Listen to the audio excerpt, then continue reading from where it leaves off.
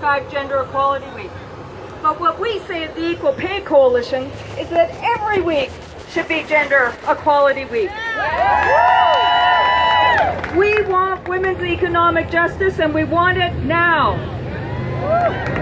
Now, but this week is so special because you, as a group of strong, vibrant women, have made a huge step towards women's economic justice. Your decision has made a huge step forward, and for that I say two words. My first word is congratulations, and my second word is thank you.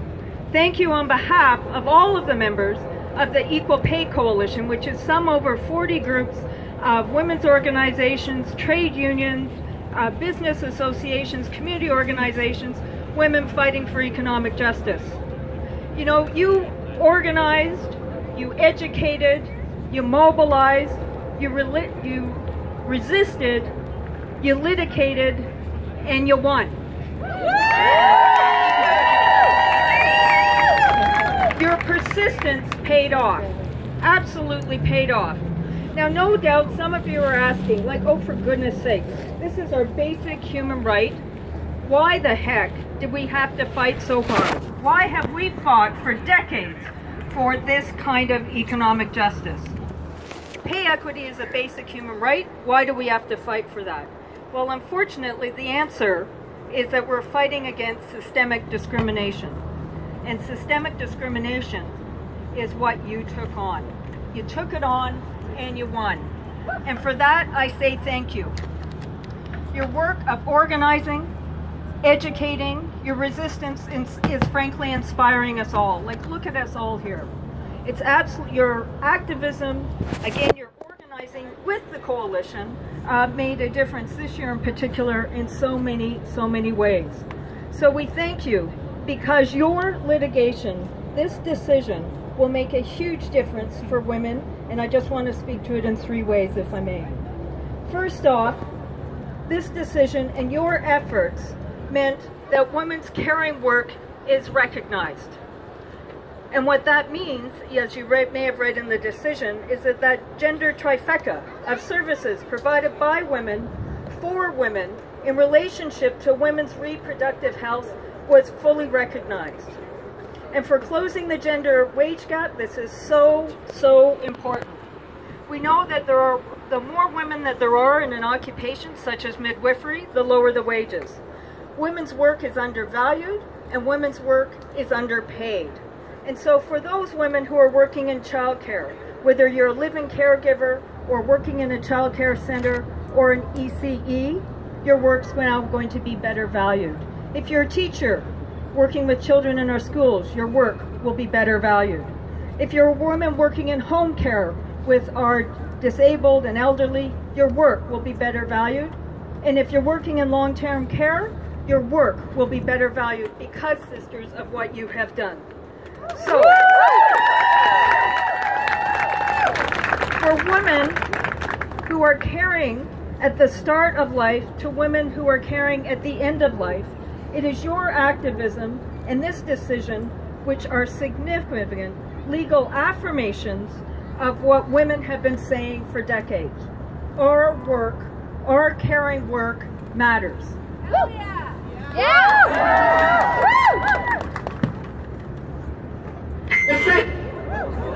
The second key piece of all of this is on systemic discrimination. This decision recognizes systemic discrimination in incredibly important ways. Remember, systemic discrimination is something like, as it was said in the decision, the simple operation of established procedures, none of which are designed to promote discrimination, but nonetheless discriminate. Basically, systemic discrimination is the air that we breathe. Our air is polluted with discrimination. And what this decision has done through your efforts of digging through the facts, showing the trends over the decades, is that you took that on and you won. You've made a difference to really saying we've got to stop systemic discrimination. And finally, and what's really significant for the Equal Pay Coalition, is that what the decision demonstrates is that the government is required to take proactive action. Are you hearing that, Queen's Park?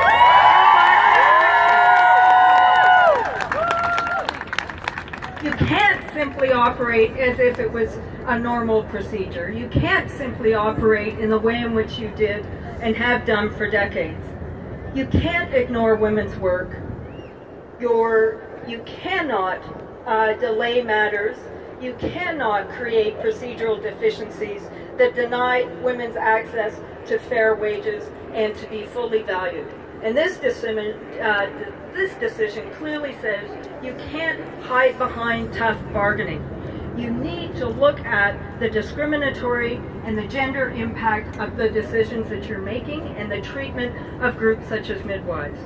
So you must take direct action now. And I can tell you that the Equal Pay Coalition will be absolutely holding this government to account. So today we celebrate. We're here, we're catching our breath a bit. It's been a long struggle.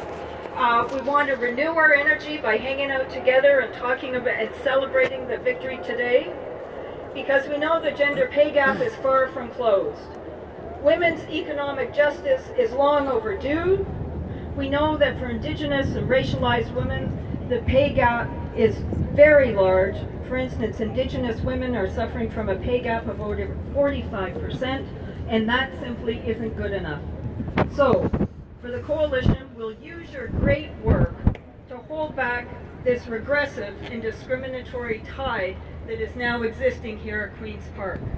And so, we will defend equal pay for precarious workers, which today was announced that the Retail Council of Canada and other business groups want to destroy equal pay for women who are working in precarious jobs, and we say no way.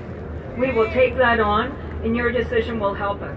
We will defend pay transparency, that very important piece of legislation that got passed in the spring, and we will make sure that that law is vigorously enforced. And of course, we will defend human rights, because pay equity is a basic human right. So, sisters, together we will educate, together we can organize, together we can mobilize, we will resist, we'll fight systemic discrimination. Thank you. Thank you. We have an important moment this week with this decision in closing the gender pay gap. And together, in solidarity, we can fight for women's economic justice. And as we say, it's time for economic justice now. Thanks.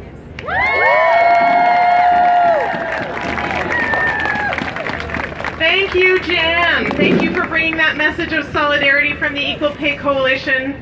We've been so deeply committed to this fight and to pay equity, but it's not just about our own case. Midwives believe in pay equity for everyone. And you can count on us. We remain your strong ally. So I also want to make a little acknowledgement to all of, I know there's lots of midwives here in this crowd, and when there's lots of midwives here in this crowd, that means there's lots of midwives still at home that are taking care of all the babies and taking care of all the people who need their pregnancy care today. So a little shout out to all the midwives that are working hard today so that we can be here.